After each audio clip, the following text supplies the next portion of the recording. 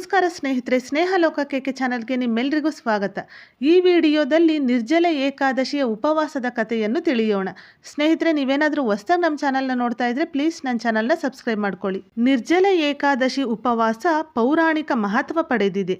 ನಿರ್ಜಲ ಏಕಾದಶಿಯನ್ನು ಪಾಂಡವ ಭೀಮ ಏಕಾದಶಿ ಅಥವಾ ಪಾಂಡವ ನಿರ್ಜಲ ಏಕಾದಶಿ ಎಂದು ಕರೆಯುತ್ತಾರೆ.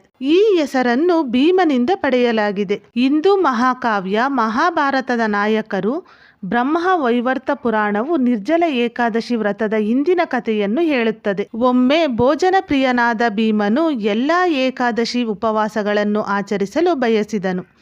ಆದರೆ ತನ್ನ ಹಸಿವನ್ನು ನಿಯಂತ್ರಿಸಲು ಸಾಧ್ಯವಾಗಲಿಲ್ಲ. ಅವರು ಪರಿಹಾರಕ್ಕಾಗಿ ಮಹಾಭಾರತದ ಲೇಖನ ಮತ್ತು ಪಾಂಡವರ ಋಷಿ ವ್ಯಾಸರನ್ನು ಸಂಪರ್ಕಿಸಿದರು. ಋಷಿಗಳು ನಿರ್ಜಲ ಏಕಾದಶಿಯನ್ನು ಆಚರಿಸಲು ಸಲಹೆ ನೀಡಿದರು. ವರ್ಷದಲ್ಲಿ ಒಂದು ದಿನ ಸಂಪೂರ್ಣ ಉಪವಾಸವನ್ನು ಆಚರಿಸಬೇಕು ಎಂದು ಹೇಳಿದರು. ಅದರಂತೆ ಭೀಮನು ನಿರ್ಜಲ ಏಕಾದಶಿಯನ್ನು ಆಚರಿಸುವ ಮೂಲಕ ಎಲ್ಲ 24 ಏಕಾದಶಿಗಳ ಪುಣ್ಯವನ್ನು ಪಡೆದನು. ಇಂದಿಗೂ ನಿರ್ಜಲ ಏಕಾದಶಿ ಉಪವಾಸ ಇದ್ದರೆ ವರ್ಷದ 24 ಏಕಾದಶಿಗಳ ಪುಣ್ಯ ಪ್ರಾಪ್ತಿಯಾಗುತ್ತದೆ ಎಂಬ ನಂಬಿಕೆ ಇದೆ. ಈ ನಿರ್ಜಲ ಏಕಾದಶಿಯ ವಿಶೇಷತೆ, ಈ ದಿನ ಉಪವಾಸವನ್ನು ಶ್ರದ್ಧೆಯಿಂದ ಮಾಡಬೇಕು. ಜಲರಹಿತ ಉಪವಾಸ ಮಾಡಬೇಕು.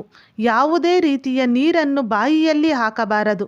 ಇಲ್ಲದಿದ್ದರೆ ಉಪವಾಸವನ್ನು ಮುರಿಯಲಾಗುತ್ತದೆ ಎಂದಿದ್ದಾರೆ. ನೋಡಿದ್ರಲ್ವ ಸ್ನೇಹಿತರೆ, ಈ ನಿರ್ಜಲ ಏಕಾದಶಿಯ ಉಪವಾಸದ ಕಥೆಯನ್ನು.